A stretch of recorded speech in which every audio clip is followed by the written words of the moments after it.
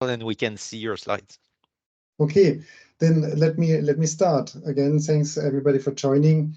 So we will have maybe a 30-minute presentation in which I go through different parts of the module, but I will also stop in certain parts, after certain parts, maybe to give an opportunity to ask any questions or invite any comments also from Martin.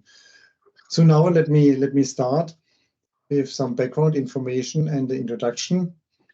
So just to go back to the Statistical Commission, so there was a decision in 2023, as also in previous years, that the Statistical Commission recognized the need of countries to have support for the implementation of a national quality assurance framework that includes training and capacity building, but also the provision of additional guidance in different areas. And one of those areas that has been identified already for quite some time has been the area of the use of administrative and other data sources. So we all know the use of those data sources has been increasing.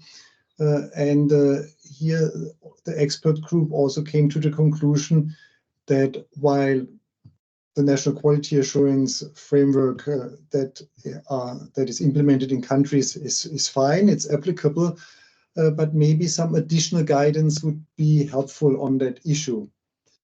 So for that reason, the expert group on national quality assurance frameworks, in which around more than 20 countries and around 10 international organizations participate, last year established a subgroup on administrative and other data sources. The objective of that subgroup is to provide practical and some concise guidance and also best practices for statistical agencies, ensuring the quality of official statistics when administrative data sources, other data sources, or multiple data sources are used for the production of official statistics.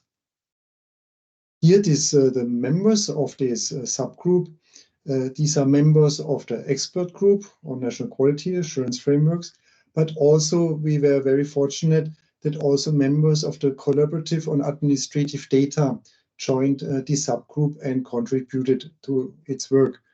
Now here you have the list of countries that joined the subgroup and was really open for any country, any organization to join.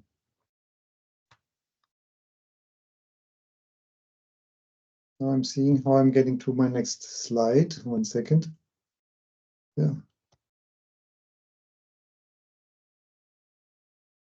I tested it before, but now, okay, now I see how it works.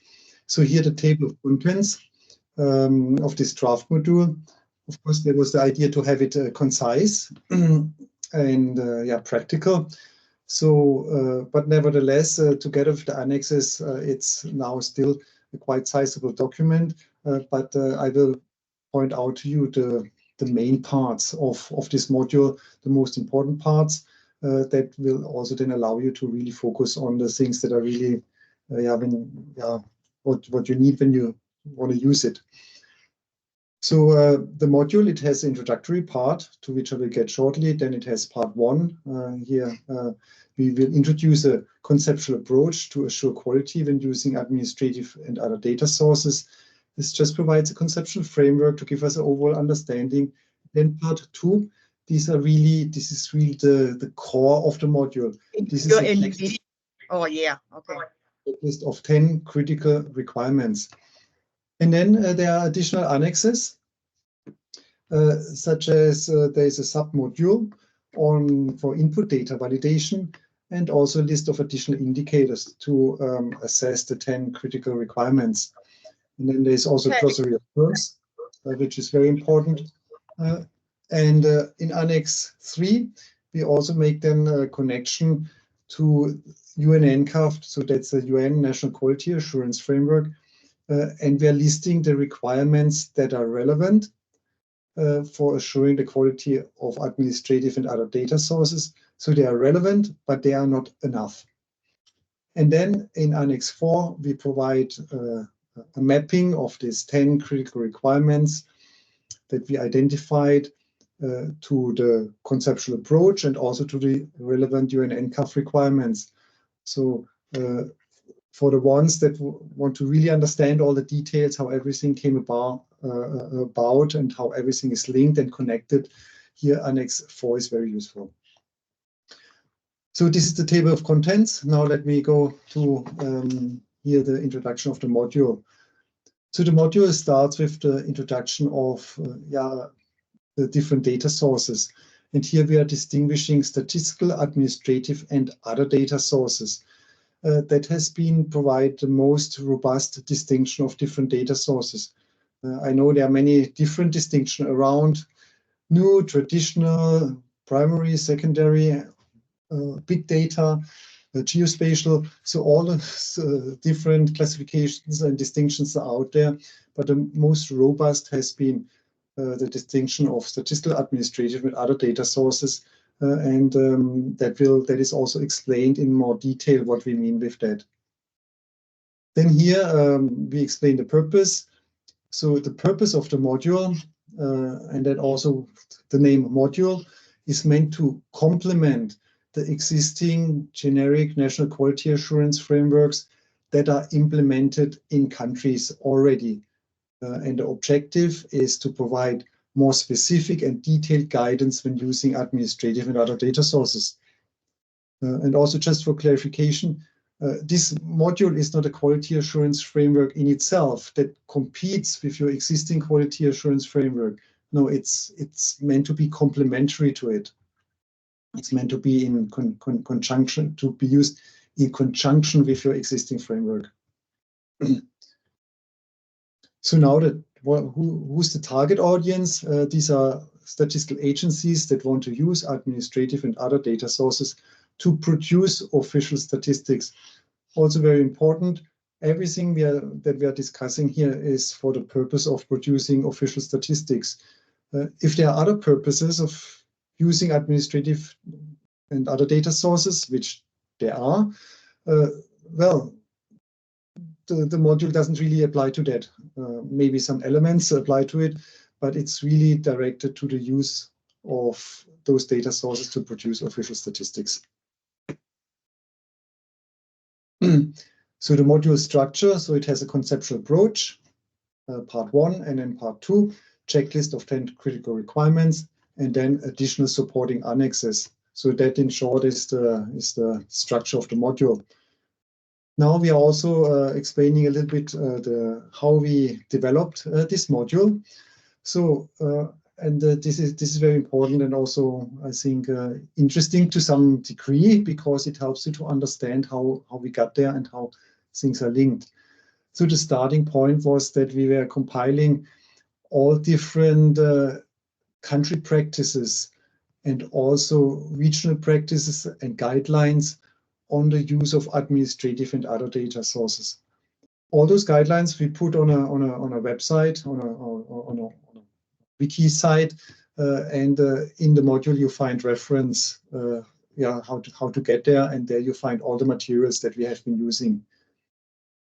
So we identified all these materials, and then in these materials we identified critical quality principles, requirements, practices, and indicators for the use of administrative and other data sources. So we looked what did they do and what has been identified as important. Then we had a very long list of those practices, and we were wondering how do we structure that list. So and we found it very useful to structure that list by mapping it to existing practices and principles, or to map those practices to the UN NCAF principles and requirements. So we used UN NCAF as our benchmark to structure that information that we had. And maybe just for explanation, UN NCAF, that's the UN National Quality Assurance Framework, but it's very similar to other quality assurance frameworks, such as of the European Union and regional frameworks. So they are all very similar. So whether you map it to UN NCAF or to any of those other frameworks, result is the same because they're very similar. So then after the mapping, we synthesize that into common elements and indicators and critical requirements.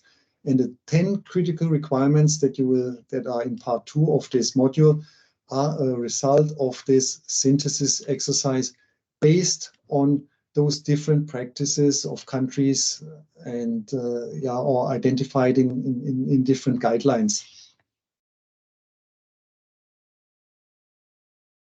Okay, now this is sort of the first introduction.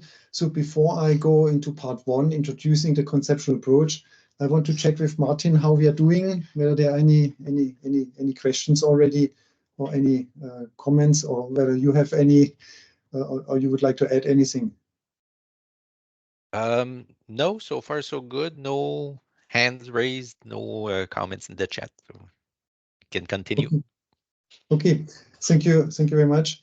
Now, part 1 of this module, that's a conceptual approach to assure quality when using administrative and other data sources to produce official statistics.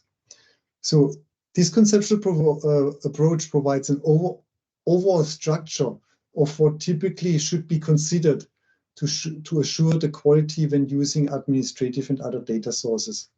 Provides an overarching structure. It consists of preconditions, 4 actions, and 2 overarching considerations, as illustrated in figure 1. And I will explain that figure 1 and those 4 actions and overarching considerations in some more detail. So what's also interesting, and just to drop here a name or a label,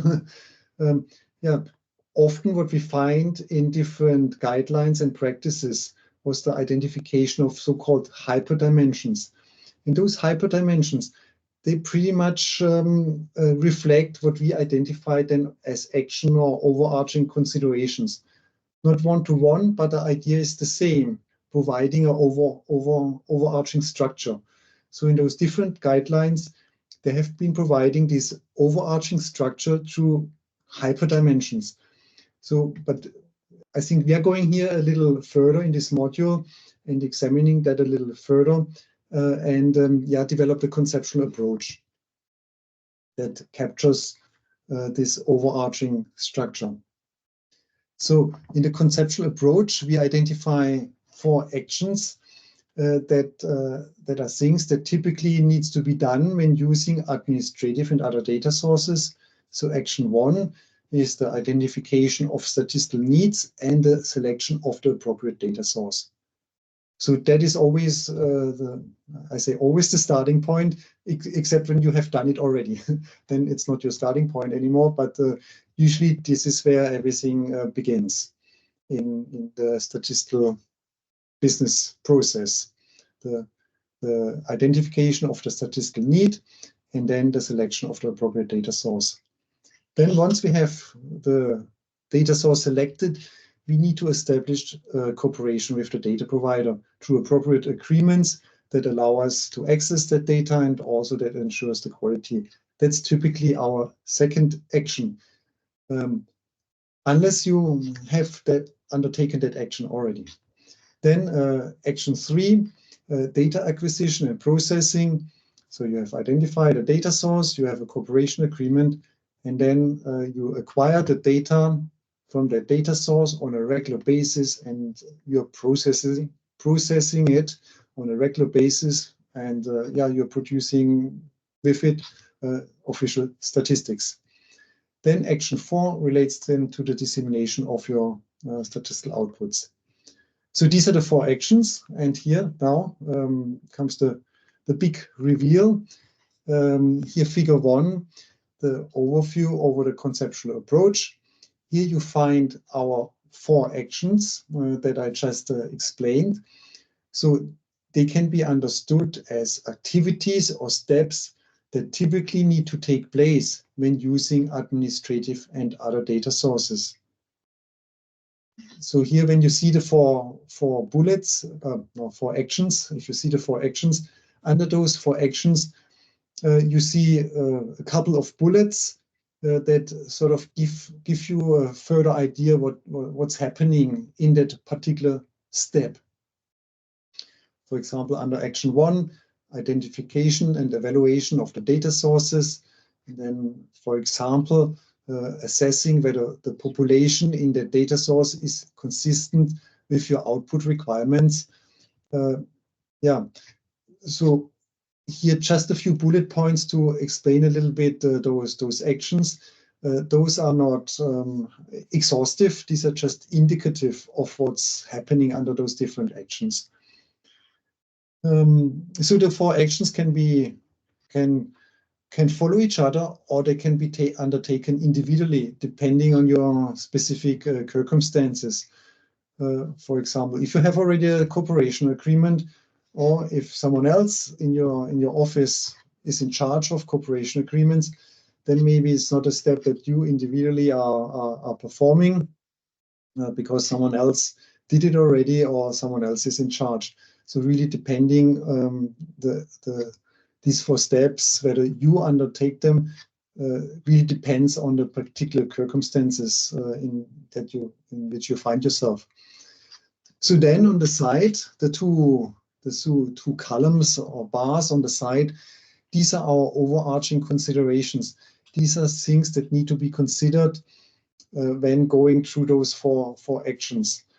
User needs, here overarching consideration 1, they are particularly relevant in action 1 when we are selecting the data source, and then of course also during dissemination. Then overarching consideration 2, quality of input data and metadata. These are all overarching. This is an overarching consideration that is relevant for all of our 4 actions here. For example, already when you're looking at a data source, you are considering aspects of input data quality. Also, when you're working with the data provider, you're asking him more questions about his data and how he assures quality. And then, of course, data acquisition and processing. That's when you're directly responsible for assuring the quality of your data in your regular operations. And then also during dissemination, you need to inform, or you want to inform users about the quality of the data. Also, metadata is applicable in all those steps. So this is what we call the conceptual approach, which gives us an overall understanding of what needs to be considered when using administrative and other data sources. So before going further, again, I'm not directly looking at Martin because I cannot see you, but looking towards Martin, whether there are any questions or whether there's anything from your side to stress. There are no questions. Oh, Hans Vigo. Anything to add?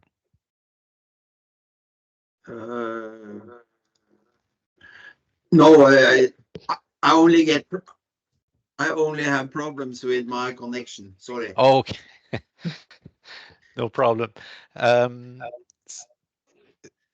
I don't have any comments at this point. I think you covered pretty well the conceptual approach, but if there are questions on the approach, that might be a good opportunity to ask them.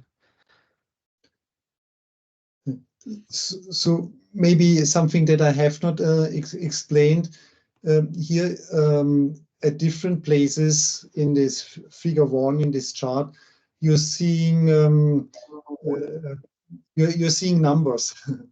These numbers are references to the respective UN-NCAF requirements. So UN-NCAF, the UN National Quality Assurance Framework, it consists of principles and requirements. The principles have one number, and then the requirements have this numbering with the dot in between. So when you see legal basis 2.5 and 2.6, 2.5 and 2.6 are references to the respective UN-NCAF requirements that are covering to some degree what we are mentioning here under important preconditions. That's the legal basis. So this allows you to see what is already covered in UNNCAF. Okay, this was just additional explanation here on the conceptual approach. So then let me move on to the part 2, to the 10 critical requirements. So this is the checklist of 10 critical requirements. So everything before just was sort of the overall understanding of how this came about and what's the approach. And now it becomes really very practical. That in the following, I will now present a checklist of 10 critical requirements that provide specific and detailed guidance for ensuring quality when using administrative and other data sources. So again, I cannot stop stressing that this checklist is complementary to the use of your national quality assurance framework and not a substitute for it. The 10 critical requirements are considered critical, as without them, the quality of official statistics when using administrative and other data sources may not be sufficiently assured. Also, the 10 critical requirements, they are underpinned by a set of suggested or best practices that have been identified in a thorough review of a large set of country practices and guidance materials. These suggested practices are often more detailed than the elements to be assured under UNNCAF requirements, as UNNCAF is generic, while this checklist is really specific for its purpose.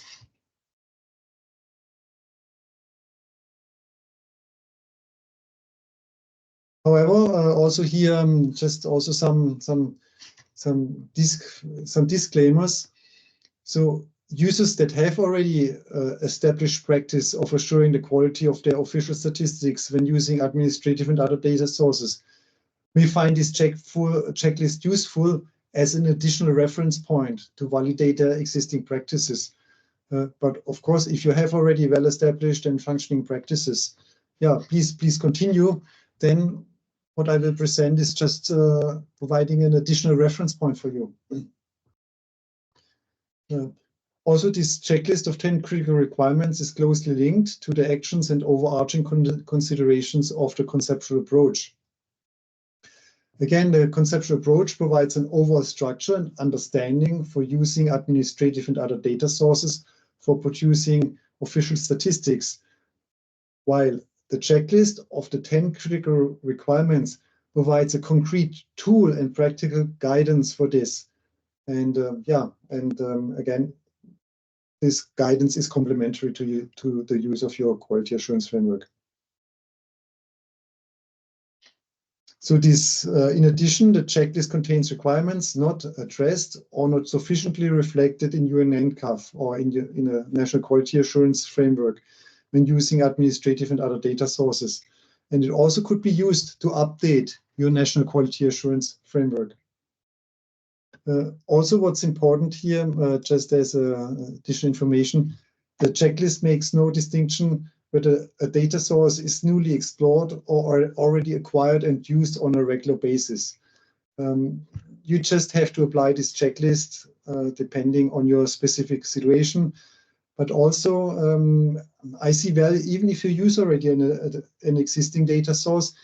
This checklist provides you maybe a very good reference point to see whether your practices that you have implemented are covering all aspects of what can be or should be covered.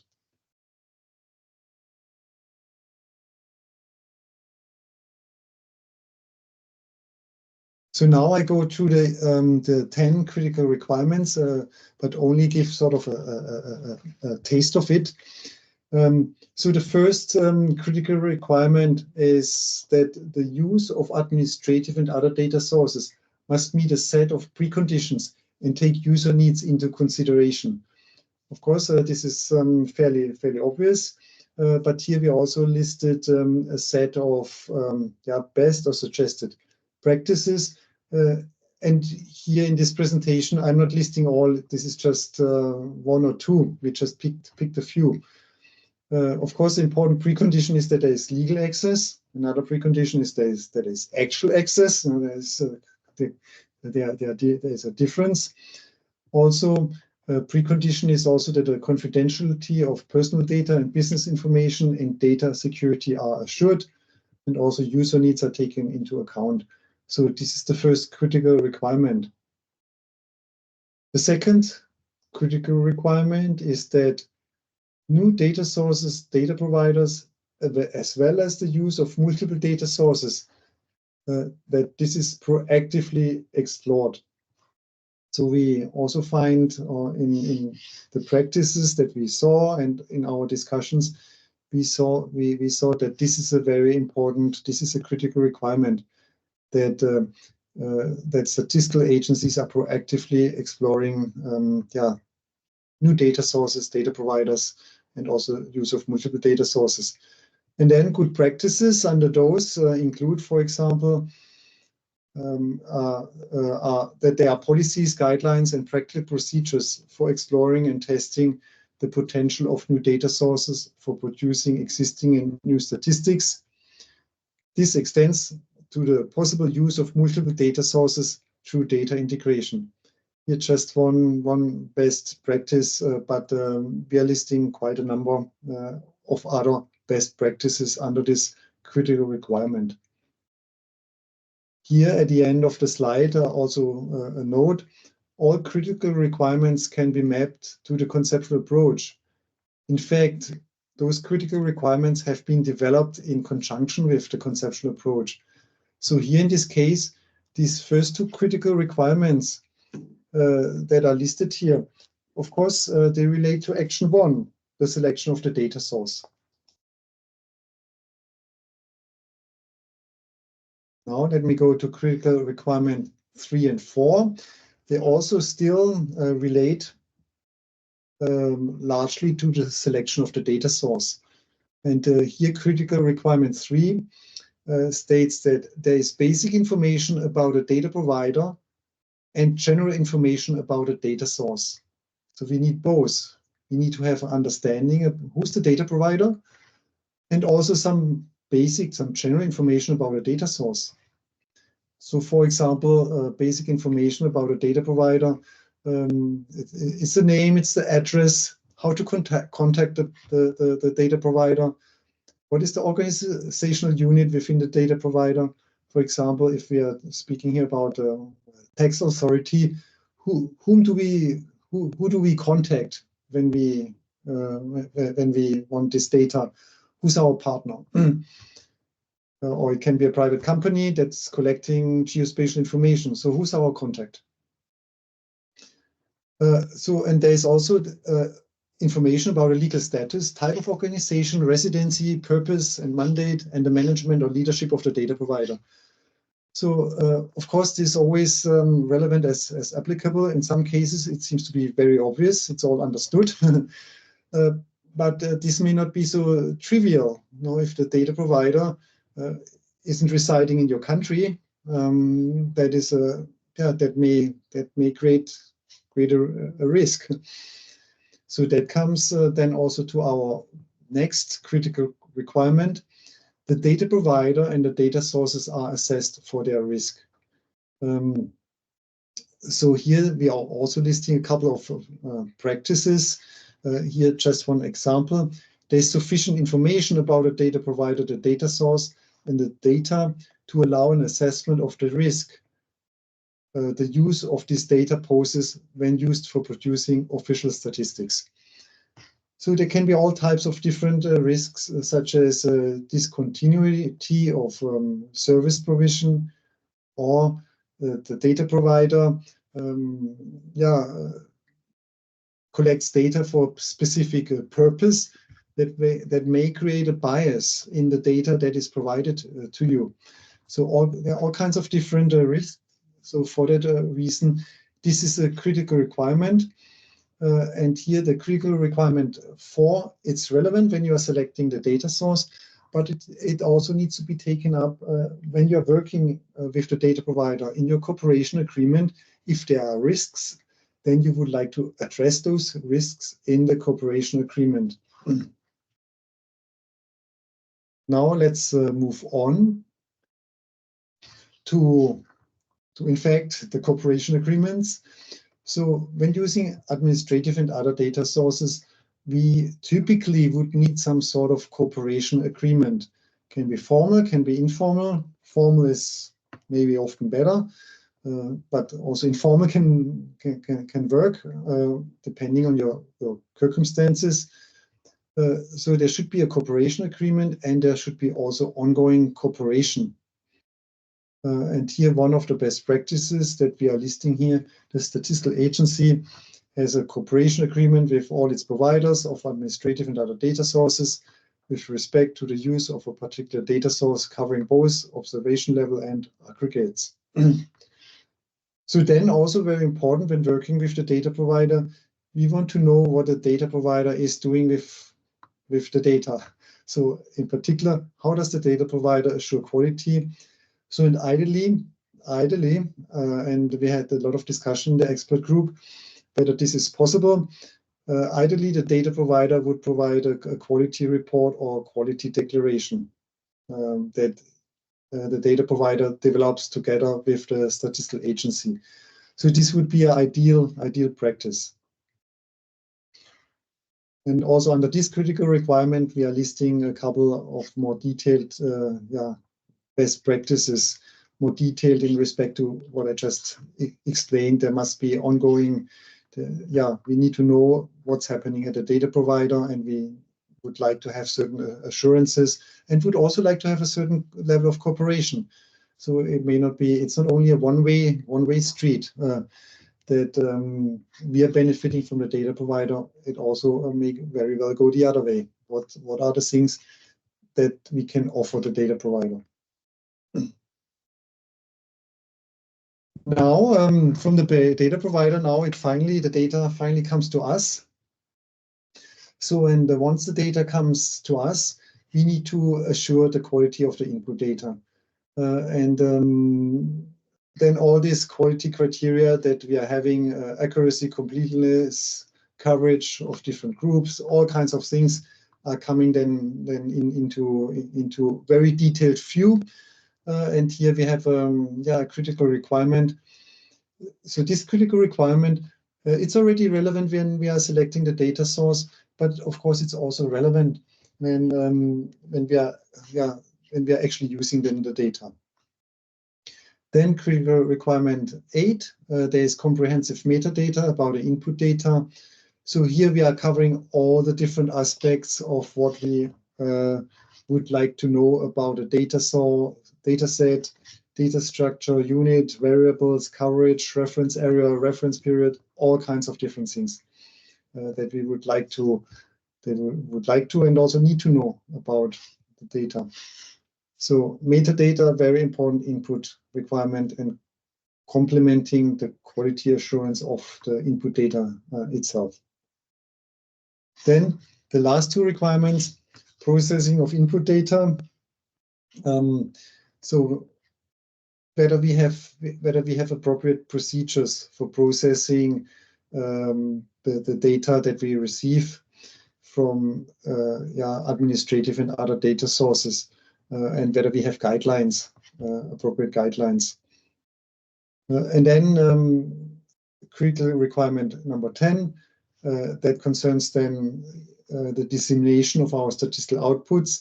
And of course, here we need to assess whether they meet the needs of users. And here we also are listing a few suggested practices. So this completes the introduction of the 10 critical requirements. Again, these were derived from a very large set of country practices and existing guidelines.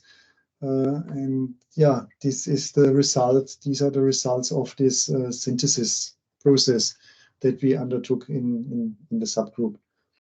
With that, Martin, I'm stopping briefly whether there are any questions at this stage before I go to the last part.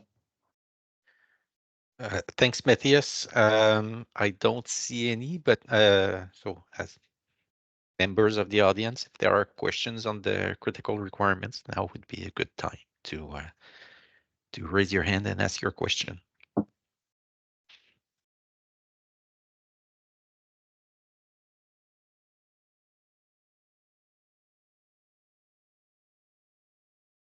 No. There doesn't seem to be any questions, Matthias. Yeah. Good. Well, thank you. Then let me continue now to the statistical annexes. But again, the 10 critical requirements are really the core. The annexes are providing additional explanation and are supplementary, but they're also, I believe, they're also useful. So Annex 1, here it contains a submodule for input data validation. Once the input data is received by the statistical agency from the data provider. And this is part of the critical requirement 7. And here there are certain quality dimensions that need to be considered when, every time you're receiving a new data set. For example, when you receive a new data set, you check the readability, accessibility. I mean, whatever that means in these days, right? We formulated it fairly in a very generic way. You may download it, you may get it transferred per email, or you really get it on a disk or something. But you need to assess readability and accessibility of the data. So this is just a module of things that always need to be done when you get the input data. But I have to be careful for what I say. Need to be done, of course, depending on your specific situation. Everything is depending on your specific situation.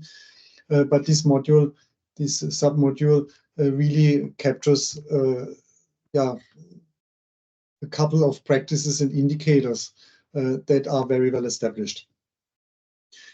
Then we also have table 2.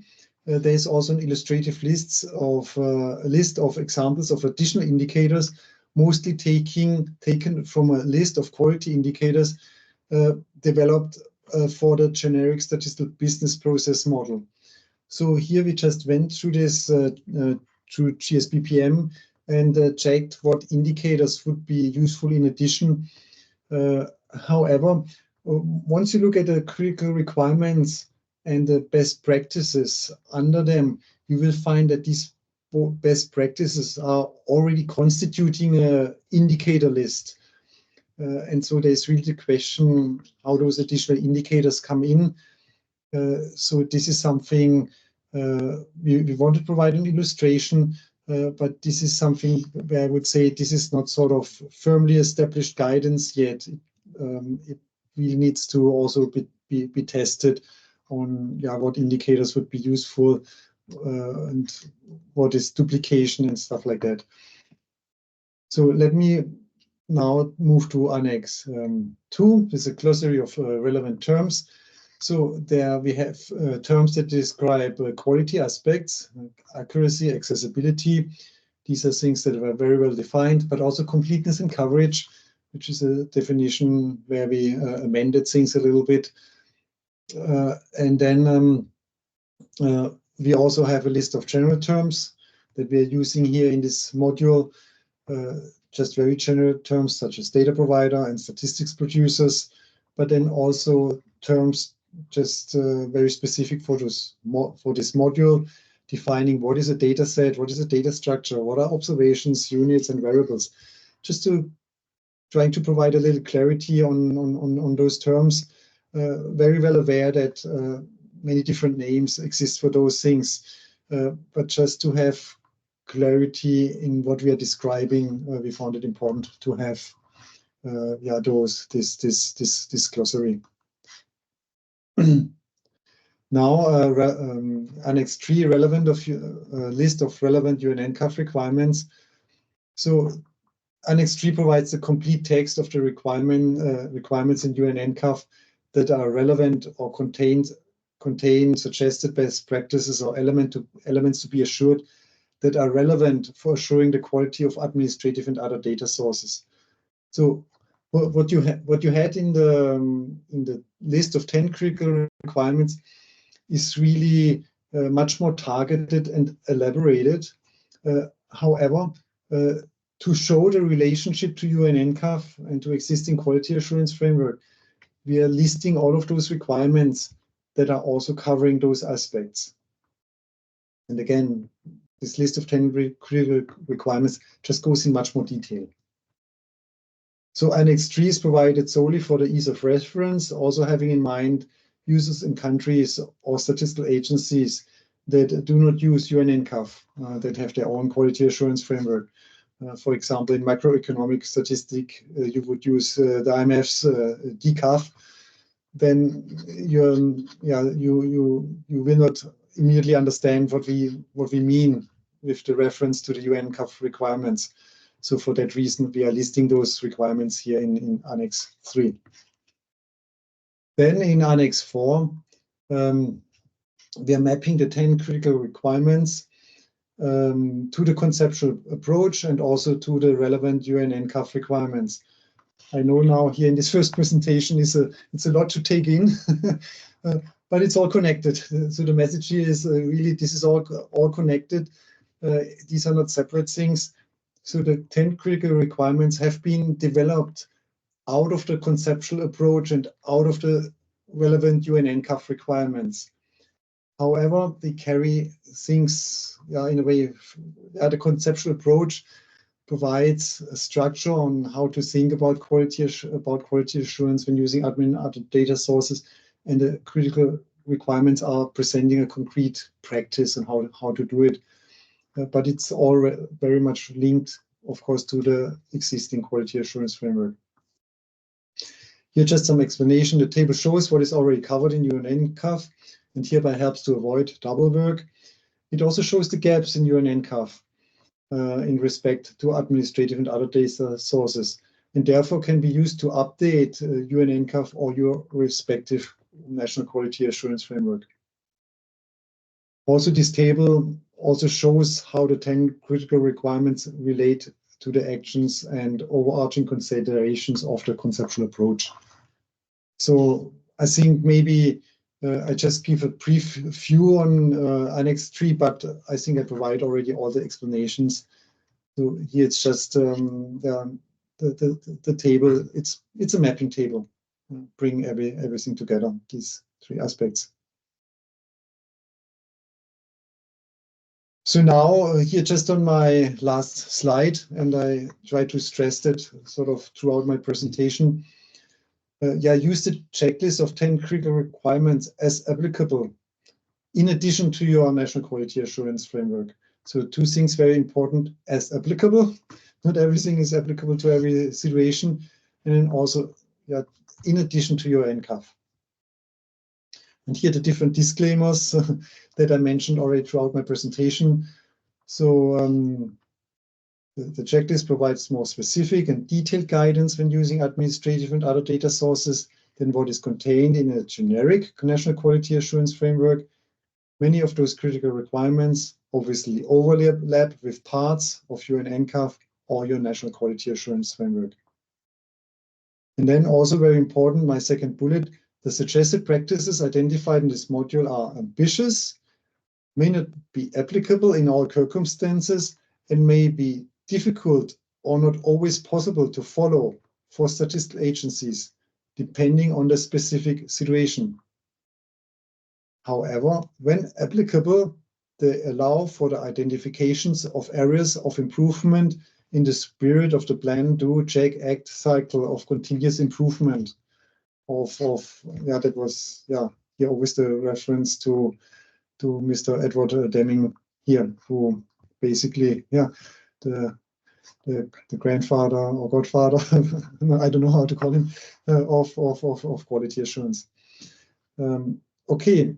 And again, the conceptual approach provides an overall structure and understanding when using administrative and other data sources, but a checklist provides you with the concrete tool.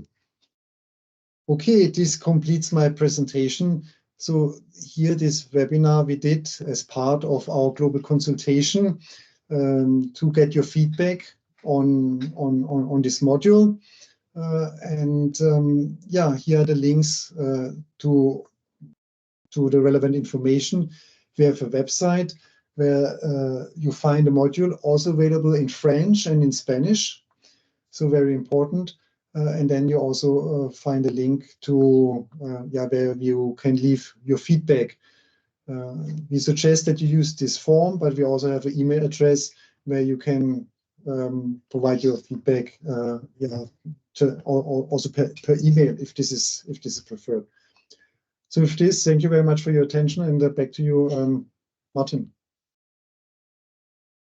Thank you very much, Matthias, for this very good overview of the module.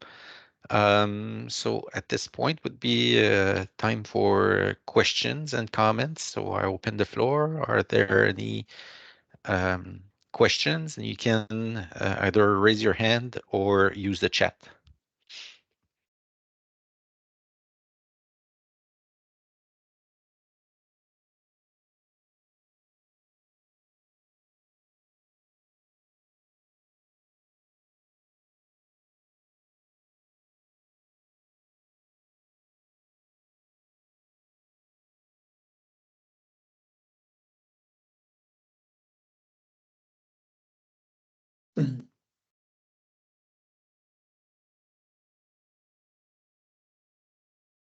I don't see any hands raised or questions or comments. So it seems like everything was very clear, Matthias.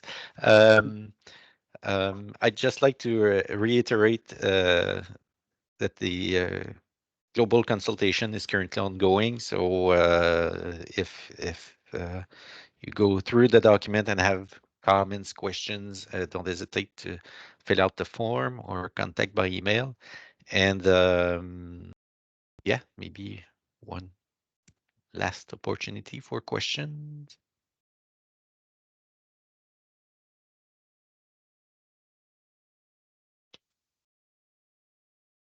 Yeah. Martin, if I may come in myself. So Sure. of course I understand. So now in this presentation, there's a lot of detail and a lot of content. So a lot of effort went into developing this module. So I understand that here this was just the first overview on it, and it's clear that within half an hour it's not possible to get a detailed understanding of all the things that have been presented. So, but maybe just my message again. At the end, what you would like to use are the 10 critical requirements. This is at the end what you would like to use. So also when we talk with others, want to help them, it's you come back to these 10 critical requirements. All the other information is sort of surrounding complementary information that helps to better understand and to align. But for using this module, you just take this checklist of 10 critical requirements and look, are you doing it or are you not doing it? Well, the first question is it applicable or is it not applicable? That's your first question. If it's applicable, are you doing it or are you not doing it? Are you doing it partially or fully? So that is the way yeah, those checklists are working. Yes. Yeah. Thank you for this addition. I think it's important to know how to best use the guidance in the module. So if there are no questions or comments, I'd like before we close the meeting to thank Matthias, Yushi, Zhang, and the entire team at UNSD who worked on developing this module. Hans Viggo Sebo, who was a consultant, gave a lot of work on this, and all members of the subgroup. I think we had very good discussions and which led to this module. So thanks to everyone who contributed. And thank you in advance to those who will provide comments via the global consultation. Anything to add, Matthias or Yushi? No, thank you very Thank much. you so Very well said. But we have a last request. So we would like maybe if at least some could activate the cameras so that we have a little screenshot or can see each other at least for once, so that we also see that this is not sort of only that we have participants. So maybe if we can request the ones that would be willing to do so, to briefly spin the cameras so that we can also see you. And then if you have any questions, please feel free to contact us. And welcome Hans Vigo, who was very instrumental in helping developing this module. So without his ideas and suggestions, there would be no conceptual approach. And wouldn't be many of those details that we developed. So thanks a lot to him. And again, this is a worldwide consultation on a module that has been developed. Please give your feedback. Please ask your questions. And then I think we are looking forward. It's all nice and well to develop something, but really the goal, the objective is implementation. So we are looking for a community of practice, maybe, that is then using and testing the module and help us to further develop it. We know at this time administrative data is in the forefront, but also we are increasing other data sources. Other data sources. So just to get your feedback and to help all of us to better use it and further develop it. Yeah, that would be great. Okay, thank you very much to all, and thank you to you, Martin. Back to you for final closing. To you, Martin. Well, thanks again, Matthias, for this presentation. Oh, I see a hand raised. That was okay. That was not a question. That was just a reaction, right? So yeah, thank you, Matthias, for this excellent overview of the module. And again, you're all invited to comment via the global consultation. And thanks to everyone who participated in this session. And on that note, have a good rest of your day. Thank you very much. Thanks to everybody for joining. Thank you Thank all. you, Martin. Thank you. Thank you. Bye. Bye.